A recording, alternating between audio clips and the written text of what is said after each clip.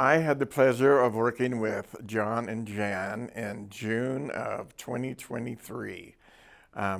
John had lost his job that he'd had for 2 years, and Jan was working in the mortgage business for real estate for people who wanted to purchase housing. And that business, the bottom had pretty much dropped out of the real estate market at that time. So they applied for aid, and I believe they were pretty surprised or shocked at how much was involved in getting aid for the first time. Jan wanted to open a daycare center, and she had a child that was 1 year old, and since she lost her work, she got to spend a lot of extra time with him, and she enjoyed that. So opening a daycare center to her seemed like the perfect option. We sent her to Sierra College to take early childhood development classes to get her a head start in the program.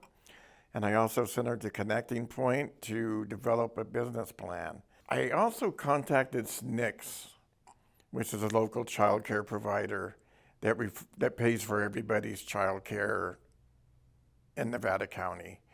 And they had a program where they actually sent a worker out to her house and met with her in person and went over what it would take to get her house ready for child care and all the things that she would have to do to become licensed, which was a major help for her. It was a blessing that she decided to go into child care.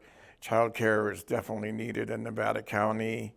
SNCS is always trying to recruit new child care providers. She did get her first client in January. It was someone that she got not through SNCS, but it was a private individual. By March, she had received her license. The county assisted her through supportive services to get some of the things she needed. I remember assisting her with outdoor toys and toy sets and cleaning supplies and other items she needed for the house. And when she became licensed, her income really skyrocketed. And I believe in March, she finally reached like $1,700 in income for the month. Things really took off for her at that point. In February, they were behind on their mortgage, and he sold one of the cars, and he cashed out his 401k to catch up on some of the back mortgage. But in March, they were behind on mortgage also, and they really had no solutions. So we signed them up through the housing support program, and they met with them, and they decided that they would pay their back mortgage. They would assist them with their full mortgage for April, 75% of their mortgage for May, and 50% for June. And that would give them time to build a business and get back on their feet, which was essential for them to keep their business running. That was actually the location of their business. By May, the income had grown to $5,600 a month. They went off aid and on job retention services, which they really didn't need much of. She was doing very well, and she was very determined.